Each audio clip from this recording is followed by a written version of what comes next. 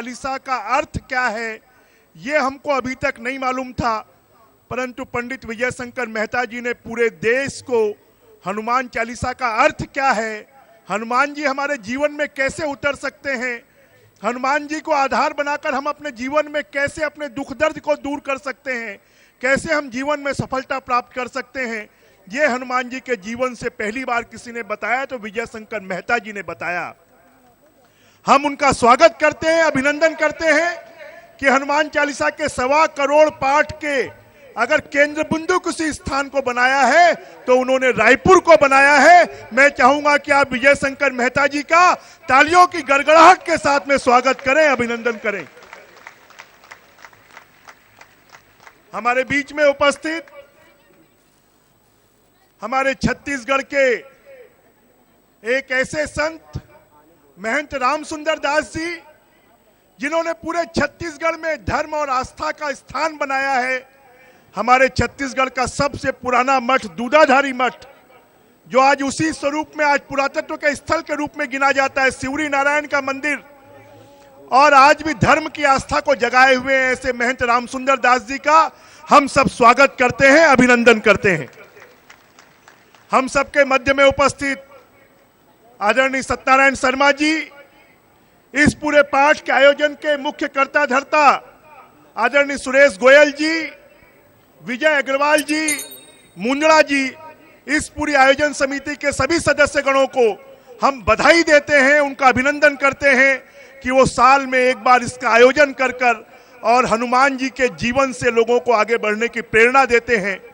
आज के समय पर जब हर व्यक्ति दुखी है, हर व्यक्ति कहीं ना कहीं बाजारवाद से प्रभावित है, टीवी से प्रभावित है, मीडिया से प्रभावित है, और हर कोई भागदौड़ की जिंदगी जी रहा है, ऐसे समय पर हम हमारे दुख को कैसे दूर कर सकते हैं, हम हमारे जीवन में कैसे सफलता प्राप्त कर सकते हैं, और ये हनुमान जी के जीवन से हमको सबको बताकर विजय शंकर मेहता जी ने जो रास्ता बताया है, और ये आवश्यकता इसी बात की है कि हम आजकल मनुष्य को उसके शरीर से सुखी रखने की कोशिश करते हैं, उसके बुद्धि से सुखी रखने की कोशिश करते हैं, परंतु उसके मन और आत्मा को शांति नहीं मिलती है। उसके मन और आत्मा को कहीं से शांति मिल सकती है तो वो सिर्फ अध्यात्म के माध्यम से मिल सकती है, और आज हमारी नई पीढ़ी को हमको अध्यात्म से जोड़ने की आवश्यकता है। हम देखते हैं कि आज जो नई पीढ़ी है वो संस्कारों से दूर भाग रही है, वो पूरी तरह स्वार्थी होती जा रही है, नई पीढ़ी अपने स्वार्थ में उलझ रही है, और इसलिए नई पीढ़ी अध्यात्म से जुड़े, नई पीढ़ी के जीवन में उत्साह आए, नई पीढ़ी आगे बढ़े और नई पीढ़ी अपने परिवार, देश और समाज के लिए काम करे। इसके लिए नई पीढ़ी को अध्यात्म से जोड़ने की आवश्यकता है। और जैसे मेहता जी कहते हैं कि हम अपने जीवन में हनुमान जी को उतार लें, चाहे वो महिला हो, चाहे पुरुष हो, चाहे लड़की हो, चाहे लड़का हो, अगर हम अपने जीवन में हनुमान जी को उतार लेंगे तो हमारे जीवन में बड़े से बड़े काम चुटकी बजाते हुए हो जाएंगे, हमको किसी भी प्रकार की कोई दिक्कत नहीं होगी। हम अगर अपने जीवन में हनुमान जी को उतार लेंगे तो हमारे जीवन की सफलता हमको अपने आप प्राप्त हो जाएगी। बड़े से बड़े दुख को हम हनुमान जी से की प्रार्थना कर दूर कर सकते हैं। और ऐसी हनुमान चालीसा के पाठ, 1.25 करोड़ हनुमान चालीसा के पाठ का आयोजन हमारे छत्तीसगढ़ की धरती से पूरे देश में, पूरे विश्व में जा रहा है। मैं आप सबको रामनवमी के अवसर पर, नवरात्रि के अवसर पर मां दुर्गा से, शक्ति की देवी से एक कामना करता हूं कि आप सबको शक्ति दे, आप सबको संबल दे कि हम अपने जीवन के दुख दर्द को दूर कर सबके जीवन में खुशहाली ला पाएं। रामनवमी के अवसर पर मर्यादा पुरुषोत्तम राम की मर्यादाओं को हम अपने जीवन में निर्वाह कर अपने परिवार को सुखी बना पाएं। आप सबको नवरात्रि पर्व की और आप सबको रामनवमी की बहुत बहुत बधाई, बहुत बहुत स्वागत, और पुनः विजय शंकर जी मेहता और आयोजन समिति का बहुत बहुत अभिनंदन, बहुत बहुत स्वागत, बहुत बहुत शुभकामनाएं। बोलिए बजरंग बली की, पवन सुत हनुमान की, सियावर रामचंद्र की, हमारे हनुमान। धन्यवाद। और लीजिए अब हम कार्यक्रम प्रारंभ करने जा रहे हैं। सर्वप्रथम हमारी टीम जो है वो हनुमान चालीसा का पठन करेगी, आप सब भी साथ में दोहराइएगा, और फिर पंडित जी का प्रवचन होगा। हमारे हनुमान।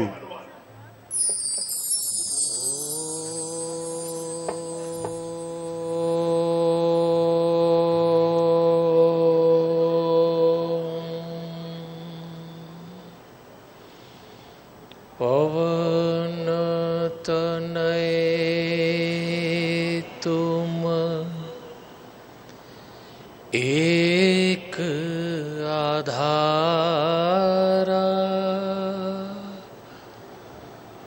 कथा कहूँ मैं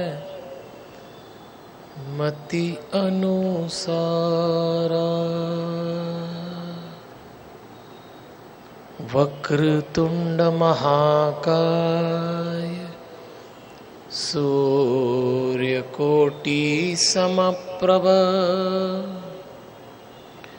निर्विघ्नं कुरु मे देव शुभकार्येषु शुभ सर्वदा। गुरुर्ब्रह्मा गुरुर्विष्णु गुरुर्देव महेश्वर गुरुर्साक्षात् परब्रह्म तस्मै श्री गुरुवे नमः। मंच पे स्थापित भगवान राघवेंद्र सरकार की चित्रमयी झांकी को सादर प्रणाम करते हुए, सज्जनों देवियों, परम पिता परमेश्वर की बड़ी दया और कृपा है कि आज हम सब लोग महापाठ के माध्यम से हनुमान जी का आह्वान करने के लिए एकत्रित हुए हैं। 1.25 करोड़ लोग एक ही समय एक ही धुन में बाबा हनुमंत लाल जी को हनुमान चालीसा के माध्यम से याद करें। आइए मंच पे स्थापित संगीत के पार्षदों से हम आग्रह करते हैं कि वे हनुमान चालीसा का पाठ आरंभ करें और हम सब एक साथ इस पाठ को जीवन में उतारने का प्रयास करें। आइए आरंभ करें।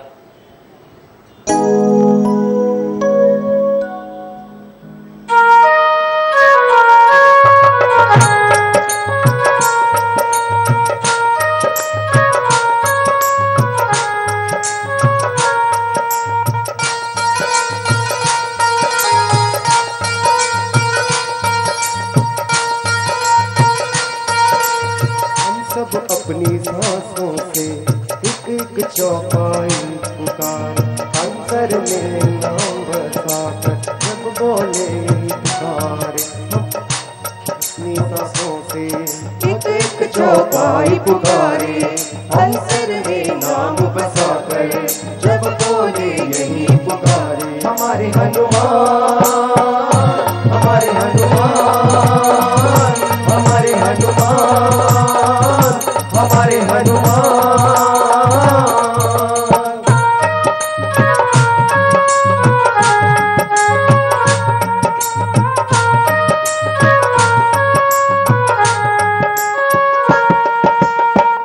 श्री गुरु चरण सरोज रज, निज मन मुकुर सुधारी। बरनौ रघुबर बिमल जसु, जो दायक पलचारी। बुद्धिहीन तनु जान के सुमिरो पवन कुमार, बल बुद्धि विद्या देहु मोहि हरहु कलेश विकार।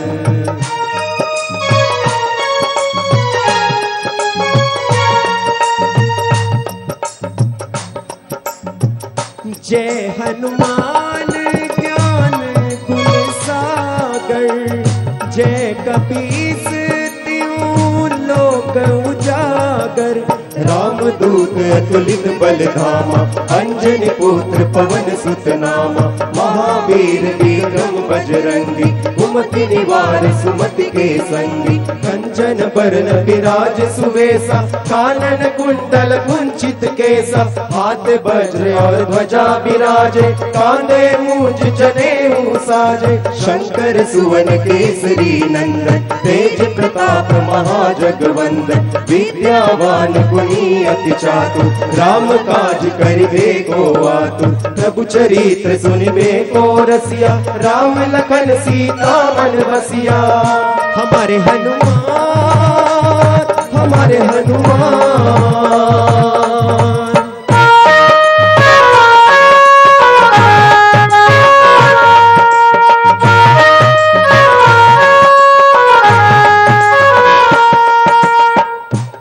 सूक्ष्म रूप धरी सियहि दिखावा, विकट रूप धरी लंक जरावा।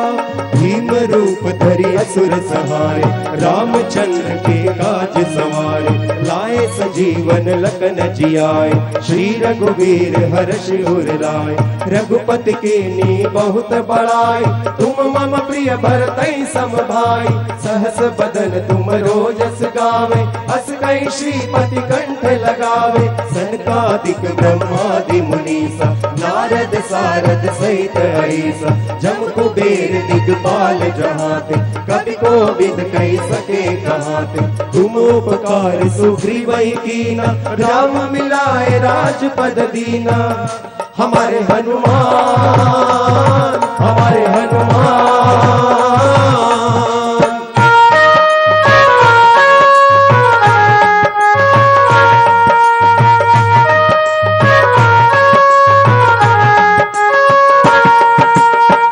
तुमरो मंत्र विभीषण माना, लंकेश्वर मैं सब जग जाना।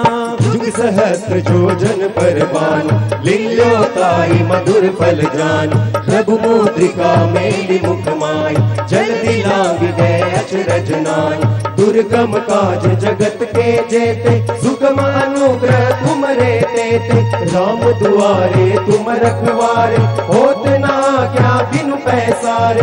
सब सुख लहे तुम्हारी सरना, तुम रक्षक काहू को डरना। आपन तेज समारो आपे, तीनों लोक हाँकते कापे। भूत पिशाच निकट नहीं आवे, महावीर जब नाम सुनावे। हमारे हनुमान, हमारे हनुमान।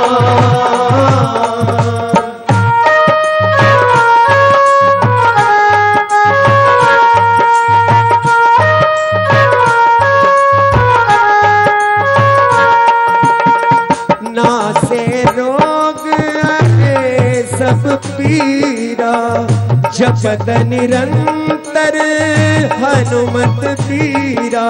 संकट ते हनुमान छुड़ावे, मन क्रम वचन ध्यान जो लावे। सब पर राम तपस्वी राजा, तिनके काज सकल तुम साजा।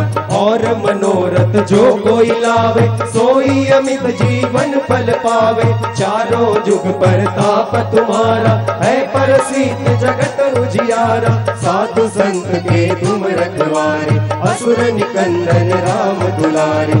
अष्ट सिद्धि नवनिधि के दाता, असवर दीन जानकी माता। राम रसायन तुमरे पासा, सदा रहो रघुपति के दासा। हमारे हनुमान, हमारे हनुमान।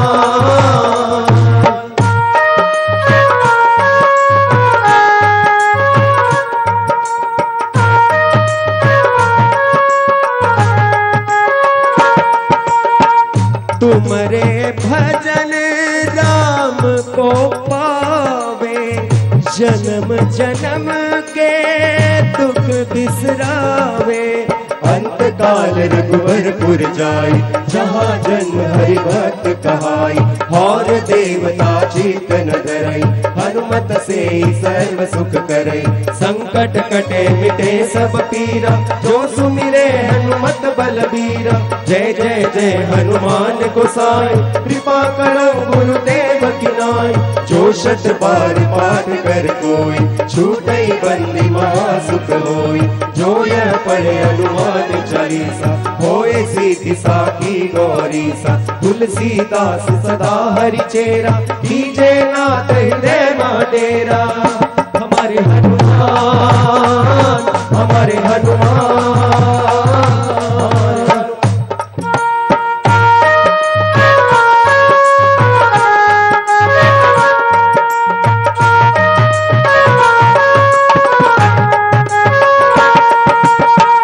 पवन तने संकट हरन, मंगल मूर्ति रूप।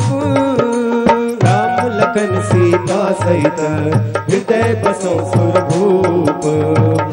हमारे हनुमान, हमारे हमारे हनुमान, हमारे हनुमान, हमारे हनुमान।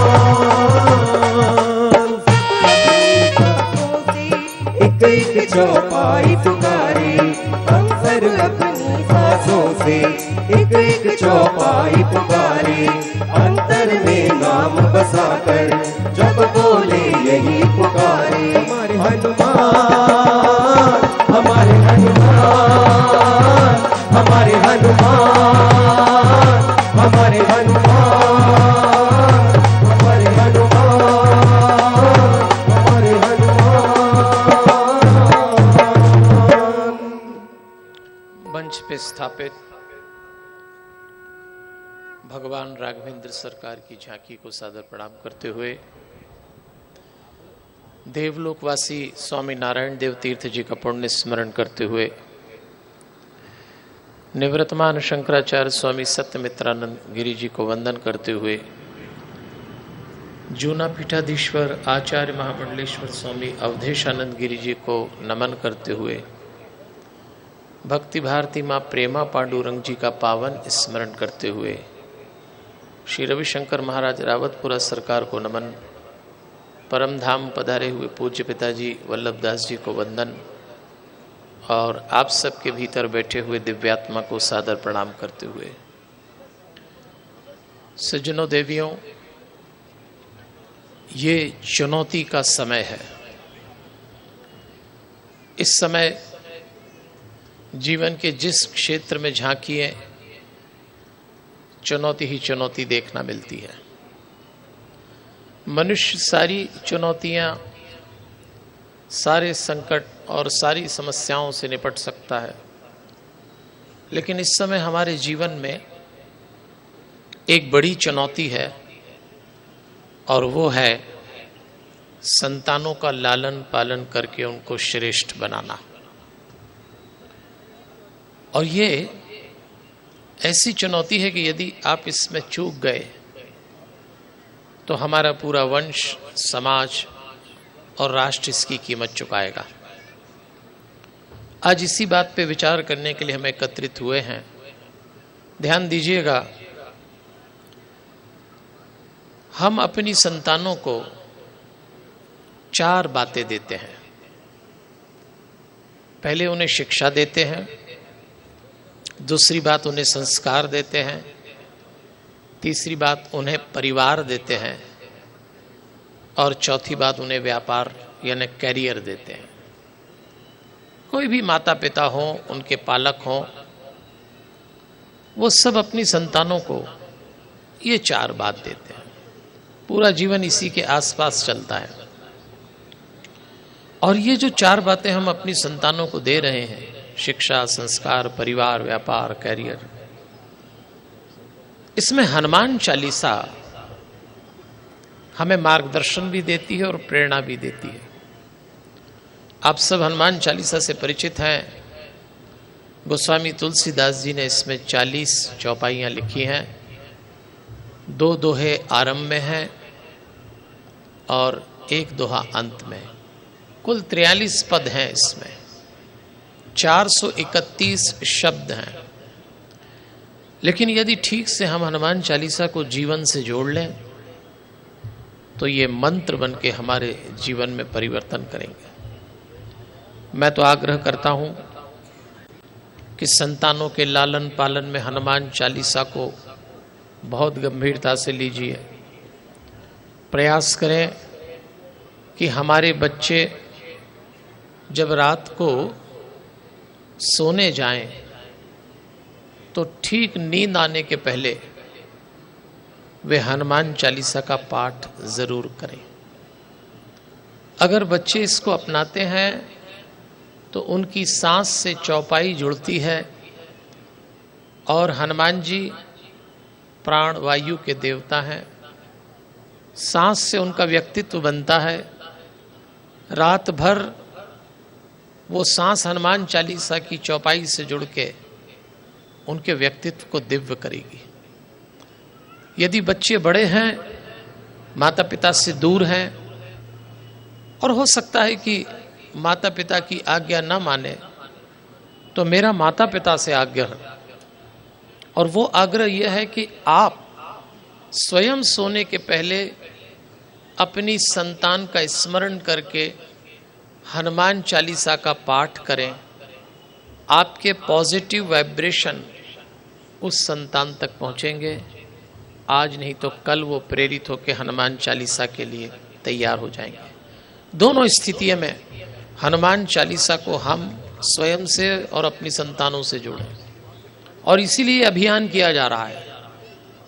रायपुर में रामनवमी के दिन जब हमने 2009 में पहला कार्यक्रम किया हनुमान चालीसा और हनुमान जी, 2010 में हनुमान जी के योगी स्वरूप की चर्चा की, 2011 में हनुमान चालीसा और परिवार प्रबंधन, 2012 में हनुमान चालीसा और व्यावसायिक जीवन, हमारी प्रोफेशनल लाइफ, पिछले साल 2013 में हमने हनुमान चालीसा और राष्ट्रीयता पे चर्चा की थी, और इस वर्ष का विषय संतान रखा है।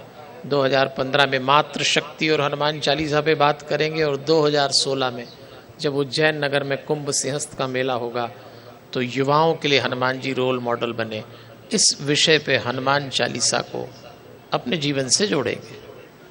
और उसी क्रम में आज हम अपने संतानों के लालन पालन के लिए हनुमान जी और हनुमान चालीसा हमारे लिए कैसे उपयोगी है, ये बात करने जाएंगे।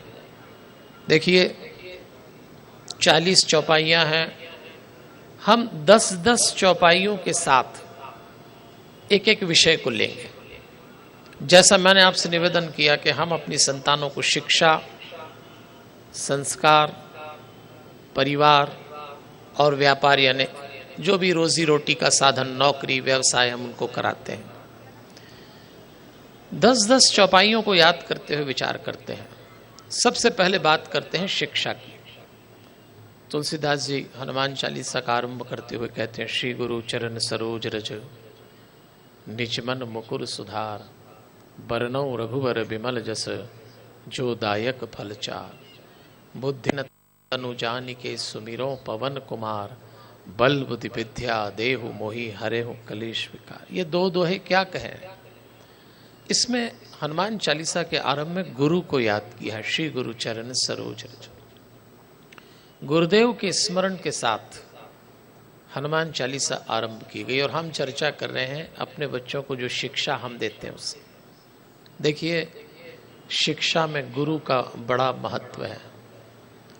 गुरु नाम की संस्था ही शिक्षा और ज्ञान के सही अर्थ को बच्चों के जीवन में उतार सकती है, और इसीलिए गुरु को याद करके हनुमान चालीसा का आरंभ किया है।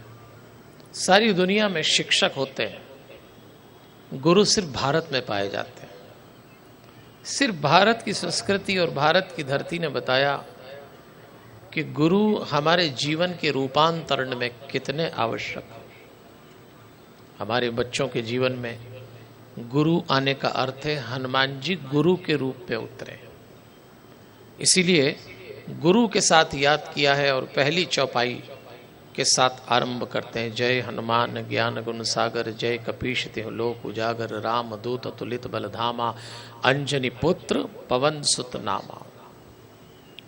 राम दूत अतुलित बल धामा, अंजनी पुत्र पवन सुत नामा। हनुमान चालीसा के आरंभ में माँ अंजनी और पिता पवन सुत को याद किया है। गुरु के बाद माता पिता को याद किया है। शिक्षा के लिए गुरु के बाद जो सबसे महत्वपूर्ण भूमिका है वो माता पिता की है। माता पिता, माँ तो पहली गुरु है ही, और माता पिता को इस दायित्व को बड़ी सावधानी से निभाना पड़ेगा। देखिए सारी दुनिया में माता पिता एक रिश्ता हो सकते हैं, लेकिन भारत में माता पिता को रिश्ते के अलावा एक संस्था माना है, और माता पिता नाम की संस्था भारत के परिवारों में सम्मानित रही, स्थापित रही, इसीलिए भारत के परिवार बच भी गए। लेकिन अगर माता पिता नाम की संस्था अपने दायित्व को ठीक से न निभाए तो संतानों में शिक्षा के अर्थ गड़बड़ा जाएंगे। फिर लिखा, महावीर विक्रम बजरंगी, कुमति निवार सुमति के संगी। एक शब्द आया है कुमति निवार सुमति के सती।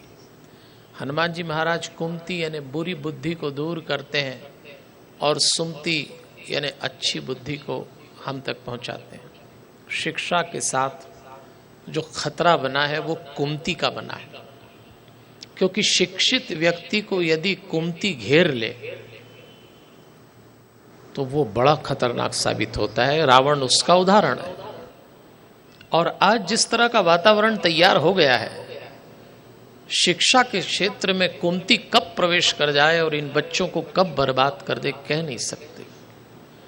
इसलिए गुरु की आवश्यकता है कि गुरु, और खासतौर पे हनुमान जी महाराज गुरु के रूप में कुमति को दूर करेंगे। आज हमारी परेशानी यही है कि कुमति कब हमको घेर ले समझ नहीं आता। पूजा करते हैं, पाठ करते हैं, शास्त्र पढ़ते हैं, सत्संग करते हैं, उपवास करते हैं, तीर्थ जाते हैं, और मुड़ते ही कुमति का एक थप्पड़ पड़ता है और अच्छे अच्छे लोग गलत काम कर जाते हैं। इसलिए हनुमान जी महाराज को अपने बच्चों के स्वयं के जीवन में गुरु बना के उतारिए।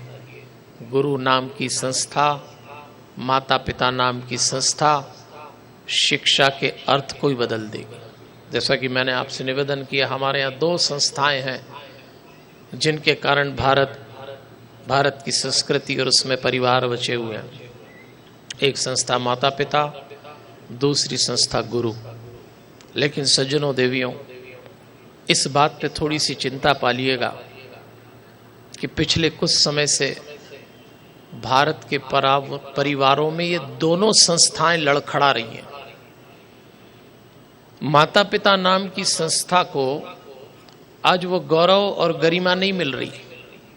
नई संतानें उसका अर्थ नहीं समझती, और जो नई पीढ़ी के बच्चे माता पिता बन रहे हैं वो उसके गौरव को भूल गए कि ये एक संस्था थी। आज भी जो पुराने लोग वो जानते हैं कि माता पिता परिवार के केंद्र में थे तो परमात्मा के समतुल्य हुआ करते थे। अब माता पिता होने के अर्थ बदल गए। अब तो जिस हिसाब से बच्चे शिक्षित होते हैं, पढ़ाई लिखाई करते हैं, तो माता पिता बनने की उम्र भी खिसक गई। हमारे ऋषि मुनियों ने एक व्यवस्था दी थी कि भाई एक उम्र में पति पत्नी बन जाएं, माता पिता बन जाएं। अब वो उम्र ही आगे बढ़ा दी गई। पहले ऐसा माना जाता था कि भाई 20 से लेके 26 तक स्त्री पुरुष विवाह कर ले और माता पिता बन जाए। अब माता पिता बनने की उम्र धीरे धीरे 30 से 35 की ओर जा रही है। आज जो पढ़े लिखे बच्चे विवाह कर रहे हैं, उनके लिए माता पिता बनना या संतान पैदा करना एक प्लानिंग है, कैरियर का एडजस्टमेंट है। तब तक बच्चे पैदा नहीं करेंगे जब तक कुछ बनना। मैं इसकी बुराई नहीं कर रहा। विवाह की, माता पिता बनने की जो उम्र आगे बढ़ रही है उसमें जो फायदे हैं लेकिन नुकसान भी हैं। एक कम परिपक्व उम्र, मतलब 20 से 25 के बीच विवाह हो जाए तो स्त्री और पुरुष का अहंकार भी कम परिपक्व होता था, तो दोनों को घुलने मिलने में सुविधा रहती थी। अब आज 30-35 के ऊपर विवाह करेंगे, माता पिता बनेंगे तो अहंकार भी उतना ही परिपक्व, तो टकराहट भी बढ़ेगी। इसलिए माता पिता नाम की संस्था के प्रति चिंता पालना। और दूसरी संस्था गड़बड़ा गई है, गुरु नाम की संस्था। आज बड़ा संदेह का विषय हो गया कि गुरु किसको बनाएं।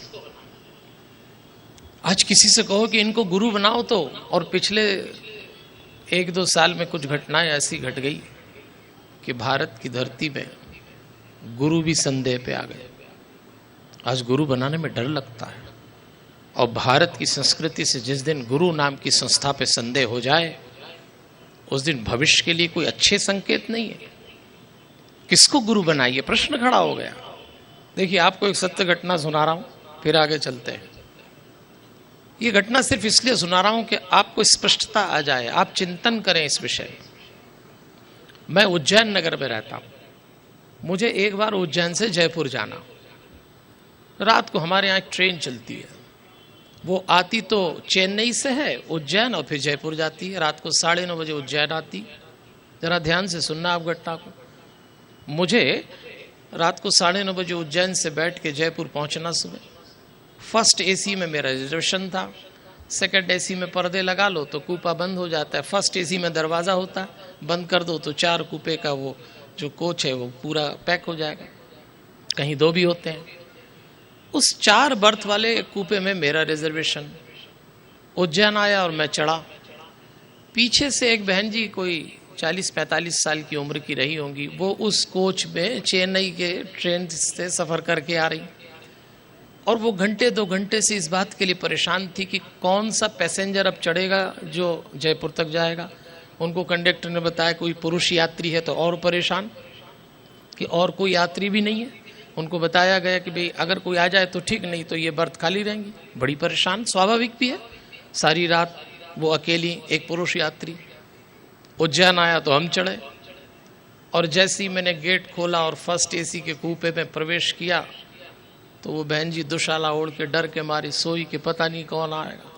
और मैंने सामान रखा तो उनने शॉल हटा के मुझे देखा तो बोले बाबा। बाबा देख के परेशान, उन्होंने कहा सब चलेगा, बाबा नहीं चलेगा, क्योंकि इस देश में सबसे ज्यादा खतरा बाबा से ही दिख रहा लोगों को। तो देखा बाबा और एकदम परेशान हो गई, तुरंत उछल के बाहर गई और कंडक्टर से कहा कि ये क्या है, ये पैसेंजर। उन्होंने कहा बहन जी यही है, मेरी तो बर्थ बदल दो। उन्होंने कहा संभव नहीं। बड़ी परेशान हो गई। तब उन्होंने कहा कि ऐसे कैसे चलेगा। तो कंडक्टर समझ गया, उसने कहा बहन जी आप परेशान मत होइए, मैं इनको जानता हूँ, ये पंडित विजय शंकर मेहता है। तो उन्होंने बोला जिनको सारा देश जानता था वही ठिकाने लग गए, तुम्हारे जानने से क्या हुआ। बड़ी मुश्किल हो गई, और मैंने अपना सामान जमाया और मैं देख रहा था बहन जी बहुत परेशान हो रही है। थोड़ी देर बाद मैंने हाथ जोड़ के कहा कि बहन जी आप बिल्कुल परेशान मत हो, आपसे ज़्यादा परेशान तो मैं हो रहा हूँ, क्योंकि मैं जानता हूँ कि आजकल महिला रिपोर्ट कर दे तो जमानत भी नहीं मिलती। आप अगले स्टेशन पे कह दें बाबा कनखियों से देख रहा है तो सुबह जयपुर भी नहीं पहुँच पाऊंगा। और सज्जनों देवियों, मैं रात को सोच रहा था कि जिस दिन भारत जैसे देश में समाज और साधु के रिश्ते में इतना संदेह आ जाए, उस दिन इस देश की संस्कृति और परिवार को बचाने में बड़ी ताकत लगेगी। ये चिंता का विषय हो गया है, ये हम सबको सोचना पड़ेगा, और आज हमको ऐसे दृश्य देखना मिल रहे हैं। इसलिए आग्रह करता हूं कि यदि आपके जीवन में आपको लगता है कि गुरु नाम की संस्था लड़खड़ा रही है, तो तुलसीदास जी ने आश्वस्त करा है आपको 37वीं चौपाई में, और कोई गुरु न बने तो जय जय जय हनुमान गोसाई, कृपा करो गुरुदेव की। हनुमान जी महाराज को गुरु बना लीजिए आप, आपको जीवन में वही उपलब्ध होगा जो एक गुरु और गुरु मंत्र से मिला है। तो आगे तुलसीदास जी हमको ले चल रहे हैं, शंकर सुवन केसरी नंदन तेज प्रताप महाजग। फिर याद किया है हनुमान जी के पिताजी को। कई कथाएं हैं हनुमान जी के जन्म की, लेकिन यहाँ माता पिता को बार बार याद किया है शिक्षा के साथ तुलसीदास जी ने, और हमसे ये कहा है कि यदि हम माता पिता हैं तो बच्चों के लालन पालन करने में न्यायाधीश मत बन जाना। न्यायाधीश तथ्य से, कानून से फैसले करते हैं। अगर माता पिता न्यायाधीश बन के अपने बच्चों का लालन पालन करें और उनके भविष्य का निर्णय करें तो गलत कर जाएंगे। हो सकता है बच्चे अपराध भी करेंगे, कोई ऐसा काम करेंगे जो उनको नहीं करना चाहिए, लेकिन आप केवल न्यायाधीश बन के तथ्य पे दंड मत दे दीजिए। आपके निर्णय में पूरा भविष्य जुड़ा हुआ है, इसलिए आपको विचार करना पड़ेगा। और जो अपराध बच्चे कर रहे हैं, न्यायाधीश उसमें अलग होता है, लेकिन कहीं न कहीं माता पिता का योगदान है उसमें। इसलिए आप न्यायाधीश न बनिए, सोच समझ के बच्चों के लालन पालन में कुछ ऐसी बातें जोड़िए कि यदि वो अपराध करें तो बहुत बुद्धिमानी से उस अपराध से उनको बाहर निकालें। इसलिए उन्होंने घोषणा की, शंकर सुवन केसरी नंदन तेज प्रताप महाजगवंदन, विद्यावान गुणी अति चातुर राम काज करबे को आतुर, प्रभु चरित सुनबे को रसिया, राम लखन सीता मन बसिया। रसिया शब्द लिखा है, रसिया का मतलब होता है आदमी भीतर से रसाभोर हो, प्रसन्न हो, आनंदित रहे। हनुमान जी महाराज रसिया हैं, नीरस नहीं है। और हनुमान जी कहते हैं शिक्षा का अर्थ ही है भीतर से रस जाग जाए। शिक्षित व्यक्ति नीरस नहीं होना चाहिए। आज जो बच्चे पढ़ रहे हैं उनको देखिए आप, इतने नीरस हो गए भीतर से, इतने थके हुए हैं, परेशान हैं। कोई भविष्य को लेके, कोई वर्तमान को लेके। पढ़ाई लिखाई का मतलब नीरस करना नहीं है, लेकिन चेहरे तो देखिए आपके मुरझा जाते हैं। हनुमान जी महाराज कहते हैं, हनुमान चालीसा जीवन में है तो शिक्षा नीरस नहीं करे, आदमी को प्रसन्न चित्त रखे, भक्त हमेशा आनंदित रहता है। और शिक्षा का उद्देश्य ही है सेवा और सत्य। आज शिक्षा शोषण सिखा रही है, सेवा नहीं सिखा रही। इसलिए हनुमान चालीसा आगाह कर रही है कि जो लोग अपने जीवन में शिक्षा उतार रहे हैं वो शिक्षा का उद्देश्य सेवा रखें, शोषण ना रखें और सत्य को जानें। चाहे वो ईश्वर का सत्य हो, जीवन का सत्य हो, रिश्तों का सत्य हो, राष्ट्र का सत्य हो। शिक्षा का अर्थ है सत्य को पहचाने। समय बहुत तेजी से बदल रहा है सज्जनों देवियों। समय की एक खूबी है कि सत्य के अलावा समय हर चीज को कुतर जाता है, केवल सत्य से छेड़छाड़ नहीं करता। इसलिए अपने जीवन में सत्य से जरूर परिचित हो। वो परमात्मा का सत्य हो, आपके जीवन का सत्य हो, आपके परिवार का सत्य हो, आपके देश का सत्य हो, और वो काम को शिक्षा करना चाहिए। इसलिए तुलसीदास जी ने लिखा, प्रभु चरित सुनबे को रसिया, राम लखन सीता मन बसिया। फिर कहते हैं, सूक्ष्म रूप धरि सिंह दिखावा, विकट रूप धरि लंक जरावा, भीम रूप धरि असुर सहारे, रामचंद्र जी के कांस सवार। इन दो चौपाइयों में उन्होंने बताया कि सीता जी के सामने विनम्र हुए, राक्षसों के विनाश में बढ़े। यहाँ संकेत कर रहे हैं हनुमान जी महाराज अपने चरित्र से, और तुलसीदास जी हमें समझा रहे हैं कि शिक्षित व्यक्ति को विनम्र होना चाहिए। विनम्रता शिक्षा का गहना है। पढ़ लिख के अहंकार पाल लो, भगवान स्वीकार नहीं करेगा, संसार में चल जाओगे आप। इसलिए ये दो चौपाइयाँ लिखी। हनुमान जी बहुत विनम्र थे सज्जनों देवियों, और हनुमान के भक्त को बहुत विनम्र होना चाहिए। और विनम्रता आती ही तब है जब अहंकार जाता है। अहंकार होते विनम्रता कैसे आएगी? इसलिए हनुमान के भक्तों को चाहिए अपने बच्चों को विनम्र रहना सिखाएं। शिक्षा का अर्थ ही विनम्र हो जाएं। अच्छा, विनम्र रहने के लिए थोड़ी प्रैक्टिस करना पड़ती है, ऐसे विनम्र नहीं हो सकती।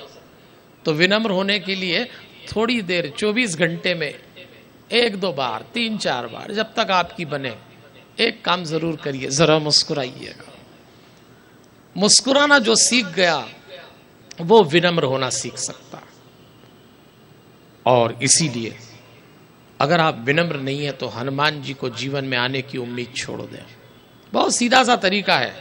अगर आप मुस्कुराना सीखना चाहें, विनम्रता सीखना चाहें, किसी शायर ने एक बहुत बढ़िया बात लिखी है कि जिंदगी के लिए खास सलीका रखना, अपनी उम्मीद को हर हाल में जिंदा रखना, वक्त अच्छा हो तो पहचान जाते हैं सभी, और वक्त बुरा हो तो चेहरे पे मुस्कान रखना। यही एक काम आने वाली है आपको।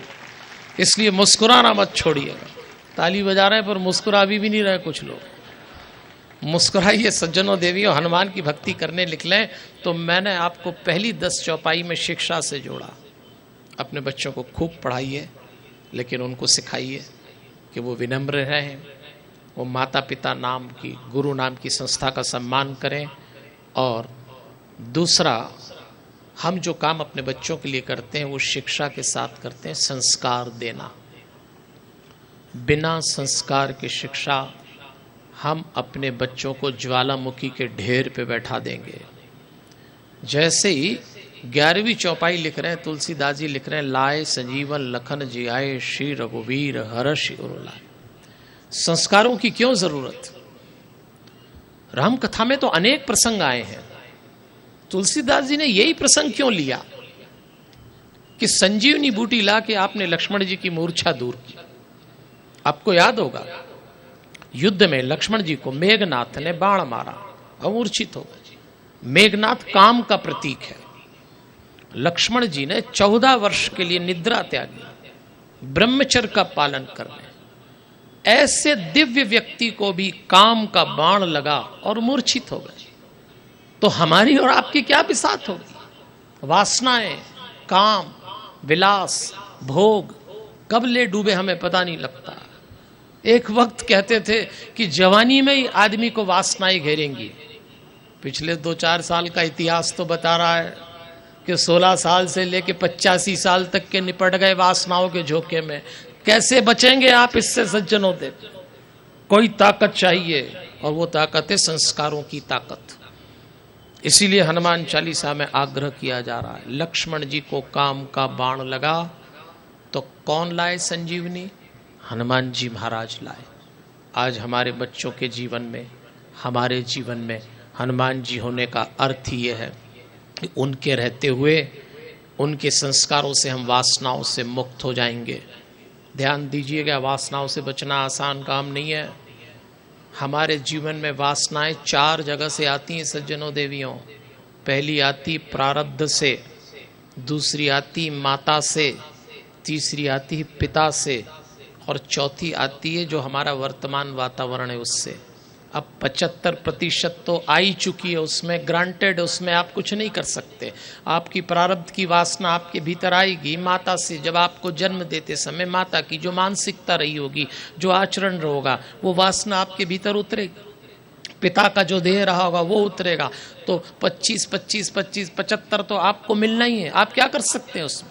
अब जो शेष 25 बचे, जो आपका आज का आचरण है, उससे आपको वो 75 भी पूरा करना है। इसलिए वासनाओं के मामले में अतिरिक्त रूप से सावधान रहें, आप भी और आपके बच्चे भी। और अब जो दौर आ रहा है, ये तो और खतरनाक दौर। अब तो वासनाओं की आंधियां चल रही, जरा सा घर से बाहर निकलिए, कैसे बचाएंगे इन बच्चों को? और मैं क्या बताऊं, आप सब परिचित होंगे, आजकल कंप्यूटर पे इंटरनेट की गटर गंगा ने, मोबाइल के व्हाट्सएप ने कहाँ पहुँचा दिया है। मैं पिछले दिनों एक प्रतिष्ठित स्कूल के एक प्रिंसिपल मैडम से बात कर रहा था। उन्होंने एक दर्द बयान किया। वो कहती, पंडित जी, कंप्यूटर पे बच्चे कोई पॉर्न फिल्म, कोई अश्लील दृश्य देखें तो वो रिकॉर्ड हो जाता है, माँ बाप चेक कर लेते। लेकिन आजकल मोबाइल के व्हाट्सएप पे क्लब बन गए बच्चों के, लगातार अश्लील फिल्में ट्रांसफ़र की जा रही हैं, देख रहे हैं स्कूलों में, और कोई नियंत्रण नहीं, उसको तुरंत डिलीट कर देते हैं। ये अच्छे संकेत नहीं है सज्जनों देवियों। हमें कहीं ना कहीं उनको रोकने के लिए उनको संस्कारों से जोड़ना पड़ेगा। वासनाओं से आदमी होश से ही बच सकता है, दबाव से नहीं बचा सकते। आप एक तरीका निकालिए, बच्चे 10 तरीके डूबने के निकाल लेंगे। इसलिए आपको उनको होश जगाना है, और इसलिए संस्कारों की जरूरत है। और नहीं तो वासना इनको घेर के ऐसी जगह पटकेंगी। इसलिए कहा, लाए संजीवन लखन जी आए, श्री रघुवीर हर श्री लाए, रघुपति कीनी बहुत बढ़ाई, तुम मम प्रिय भरत संभाई, सहस वदन तुम रो, यश गावे अस कही श्रीपति कंठ लगावे। यश गाया है आपका। दरअसल हनुमान चालीसा तो हनुमान जी का यश गान ही है। और तुलसीदास जी हमसे कह रहे हैं कि जैसे हनुमान जी का यश गाया, यदि हमारे बच्चों को समय रहते हम हनुमान जी से जोड़ दें तो हमारे बच्चों का भी यशगान संसार में होगा। और सभी माता पिता जानते हैं और चाहते भी हैं कि अपने बच्चे की प्रशंसा हो, ख्याति हो, वो भी प्रतिष्ठित हों, उनका भी यशगान हो। पर कब? जब आप उनको हनुमान जी से जोड़ेंगे। आप उनको क्या दे रहे हैं, वो लौट के आना ही आना है। ये जितने बच्चे हम तैयार कर रहे हैं अपनी संतान के रूप में, ये हमारा ही प्रोजेक्शन है। हमारी अधूरी कामनाओं की पूर्ति हम उनसे करा रहे हैं। हमने जो कुछ भी अच्छा बुरा किया है वही आईना बन के सामने खड़ा है। हमारी संतान हमारा साइको एनालिसिस है। इसलिए पहले हम जुड़े हनुमान जी से और फिर अपने बच्चों को जोड़े, और फिर आप देखिए वो वासनाओं से मुक्त रहेंगे। सहस बदन तुम रो यस गावे, अस ऋषिपति कंठ लगावे, सनकादिक ब्रह्मादि मुनीषा, नारद सारद सहस ईशा, यम कुबेर दिक्पाल, जहाँ ते कवि कोविद कह सके कहाँ ते। तुम उपकार सुग्रीव वहीं कीना, राम मिलाए राजपत दीना, तुमरो मंत्र विभीषण माना, लंकेश्वर भय सब जग जाना। सुग्रीव और विभीषण को याद करते हुए हमको एक इशारा किया है, तुमरो मंत्र विभीषण माना, तुम उपकार सुग्रीव। इन दोनों ने क्या किया था? क्यों इनका नाम हनुमान चालीसा में तुलसीदास जी ने लिखा है? ये दोनों वही काम करते थे जो हम कर रहे हैं, या जो उनने किया वो हम कर रहे हैं।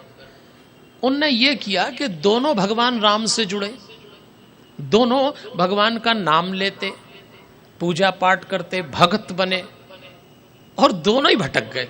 यही तो हम करते हैं। हम भी भगवान का नाम लेते हैं, हम भी तिलक लगाते हैं, मंदिर जाते हैं, उपास करते हैं, जमाने भर के उपद्रव करते हैं हम लोग पूजा पाठ के मामले, पर करते वही है जो उन्होंने किया। उन दोनों ने क्या किया देखिए। हनुमान जी ने सुग्रीव को यही समझाया कि श्री राम से आपने मदद ली और बाद में आप श्री राम जी का काम भूल गए।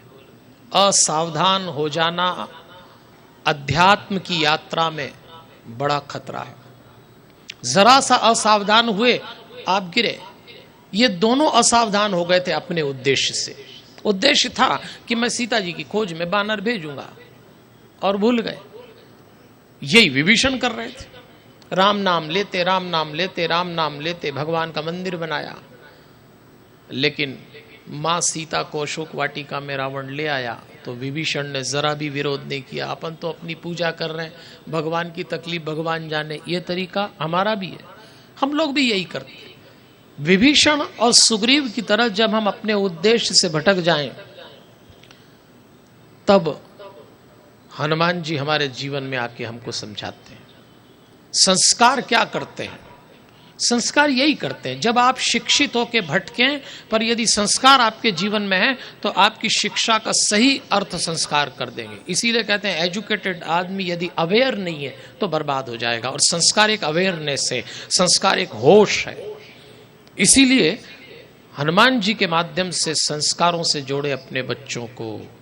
फिर कहा है, तुम उपकार सुग्रीव कीना, राम मिलाए राजपद दीना। तुमरो मंत्र विभीषण माना, लंकेश्वर भय सब जग जाना। जुग सहस्त्र योजन पर भानु, लील्योता ही मधुर फल जानू।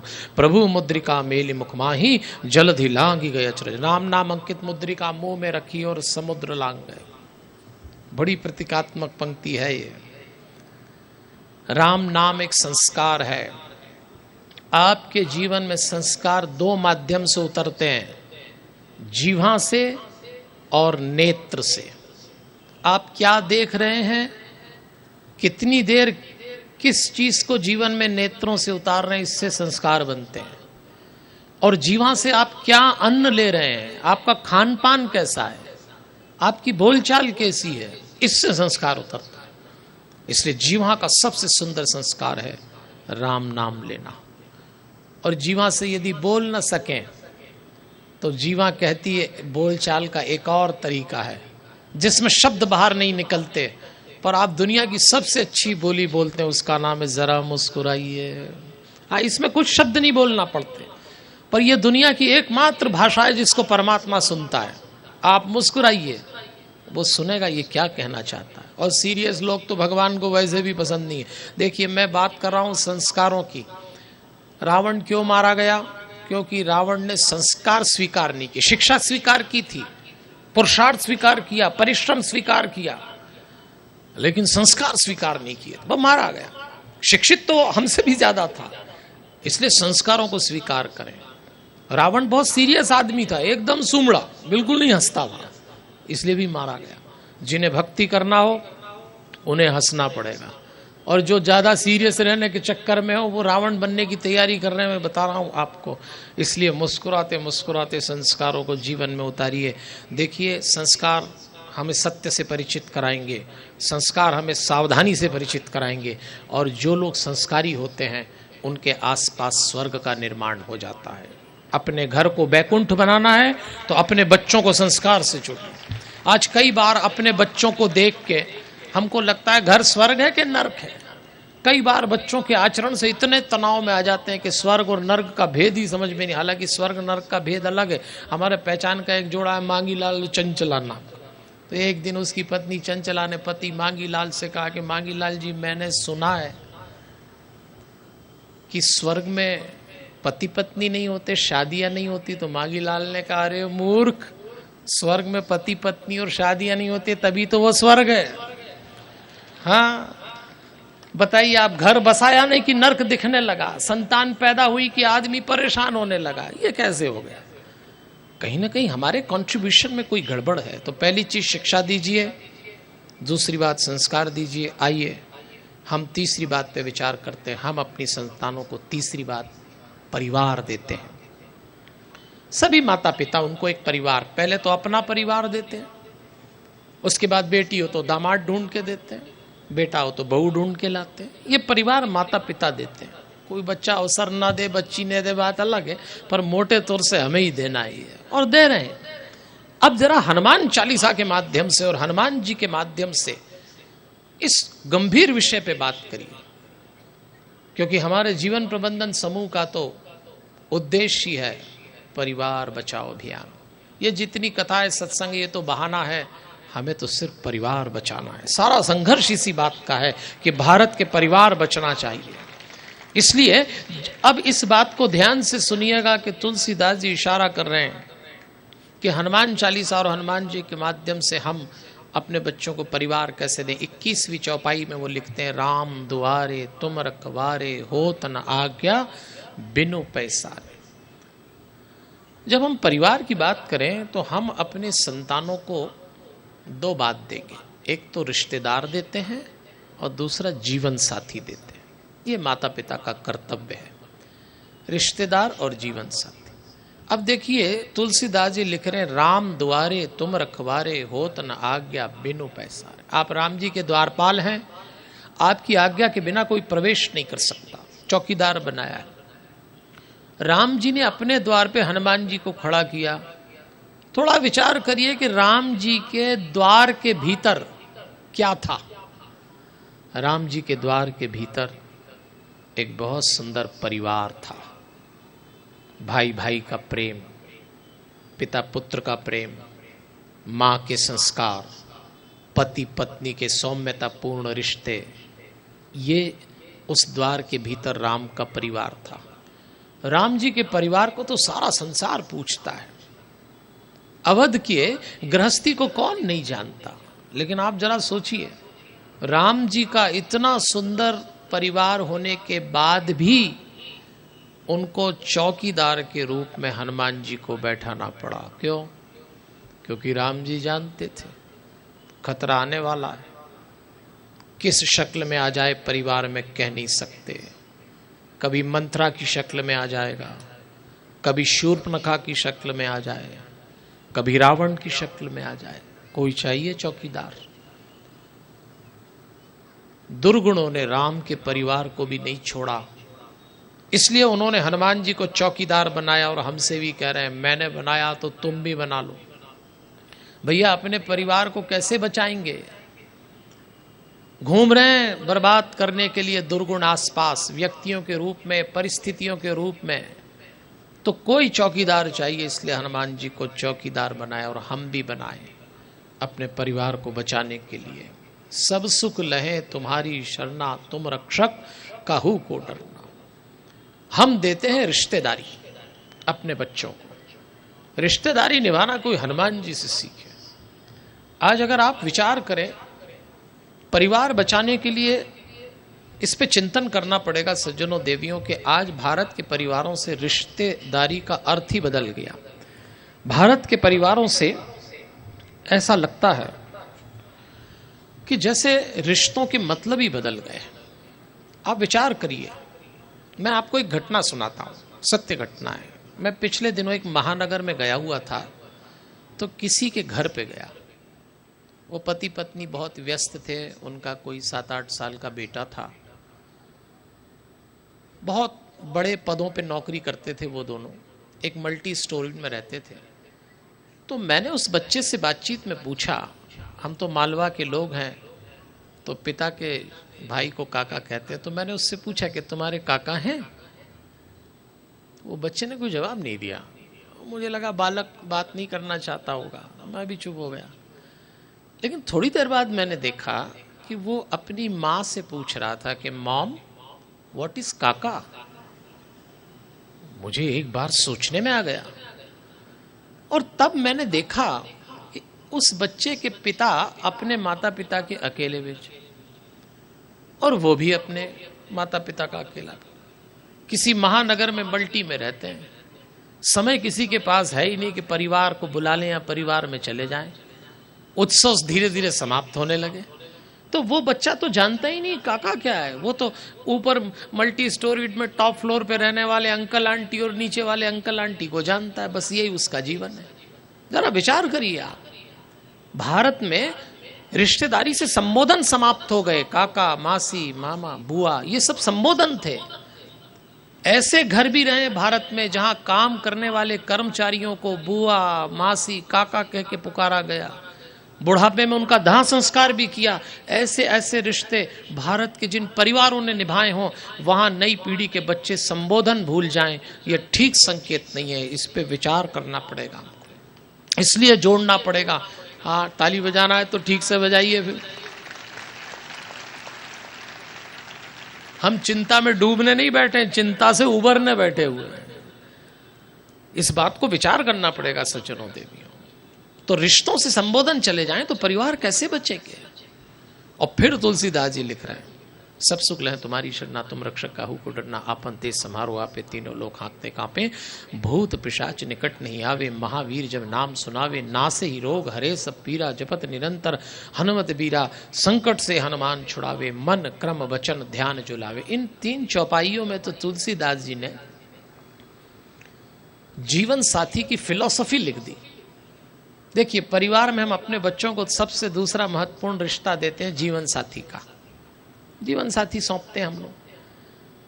अगर जीवन साथी से, जब मैं जीवन साथी कहता हूं तो पत्नी के लिए पति और पति के लिए पत्नी, ये रिश्ता ठीक नहीं है। ये रिश्ता तनावपूर्ण है, इसमें दबाव है, इसमें विघटन है, असर पूरे परिवार पे पड़ने वाला है। इसलिए इस दृष्टि पड़ेगा। और अपने बच्चों का जब हम घर बसाएं, हाँ बुरा मत मानना, लेकिन आजकल सभी माँ बाप डरते हैं कि पता नहीं इसकी फैमिली लाइफ क्या होगी। लॉटरी निकलने जैसा हो गया, बहू आएगी तो घर सलामत रहेगा कि नहीं रहेगा, इसी में डर गए। बेटी जिस घर में भेज रहे हैं ठीक ठाक बीत जाएगी नहीं बीत जाएगी, इतना डर हो गया। पहले तो मांगलिक प्रसंग जीवन में आता था तो आदमी प्रसन्न होता था कि लो जीवन भर के लिए मुक्ति पाई। आज पल पल के लिए डरे हुए हैं लोग। तो गृहस्थी ऐसी हो गई। अपने बच्चों को एक बात सिखाइए। हम हनुमान चालीसा से संतान विषय पे बात कर रहे हैं। अपने बच्चों को ये जरूर सिखाइए। इसीलिए हम हनुमान चालीसा के महापाठ करते हैं सज्जनों देवियों। रामनवमी में आपके यहाँ से करते हैं, आगामी 9 अगस्त को इंदौर से करेंगे, जब रक्षाबंधन के 1 दिन पहले करेंगे, फिर परिवार का संबोधन करेंगे। उसके बाद दशहरे के 1 दिन पहले जयपुर से करेंगे। इस बार 2 अक्टूबर को, 31 दिसंबर को डोंबिवली बंबई से करेंगे और फिर 12 जनवरी को रांची से। ये करने का उद्देश्य ये है कि किसी भी स्थिति में हनुमान जी के माध्यम से जुड़ के अपने परिवार को बचाना। शिक्षा दी, संस्कार दिया, अब परिवार की बात कर रहा हूं और विषय चल रहा है जीवन साथी अपने बच्चों को सौंपे तो एक बात सिखाइए। मेरी बात को ध्यान से सुनिए। हमें अपने बच्चों को बचपन से इस बात के लिए परिपक्व करना पड़ेगा, मैच्योर, कि तुम्हारे जीवन में जब पति आए या पत्नी आए, जीवन साथी आए, तो जब उसका चयन करो तो जिन अच्छाइयों को देख के जीवन साथी का चयन किया है और